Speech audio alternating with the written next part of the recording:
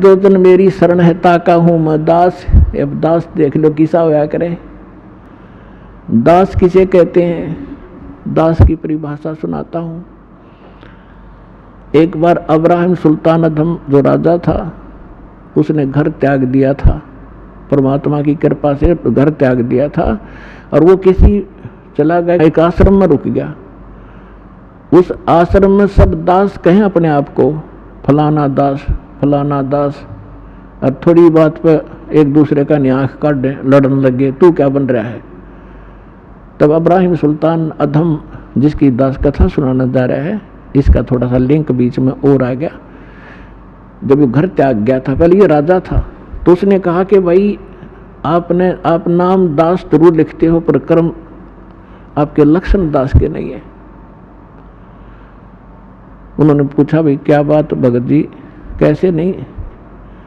उन्हें पता था कि राजा था और ऐसे राज त्याग करा है। तो उसने कहा कि जब मैं राजा था हम गुलाम लाते थे, गुलाम दास, तो मैंने, क्योंकि धार्मिकता मेरे अंदर थी, मैं गुलामों का ध्यान बहुत रखता था, कोई इसको कष्ट ना हो, तो मैंने उससे पूछा कि भी गुलाम आदमी पहले मनुष्यों को मोल लिया करते, गुलाम जैसे आजकल पशुओं को लाते हैं।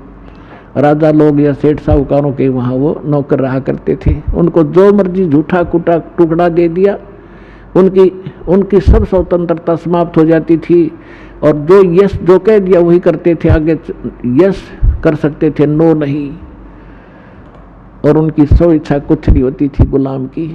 तो अब्राहिम सुल्तान ने कहा कि मैंने उससे पूछा कि ए गुलाम तेरा क्या नाम है।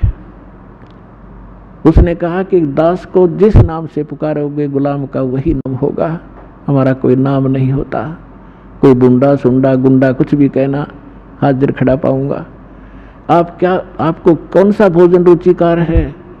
कहने लगा दास की कोई इच्छा नहीं होती, जो झूठा कुठा दोगे हम उसी में संतुष्ट होते हैं। तो पुण्यात्माओं कहने का भाव ये है कि वो दास और अपने मालिक के सामने जो आज्ञा होते ही सब कुछ लिए खड़ा रहता है, उसको दास कहते हैं। तो कबीर साहब कहते हैं कि जो जन मेरी शरण है और ताका हूं मैं दास, और गेल गेल ला गया फिरो जब तक धरती आकाश।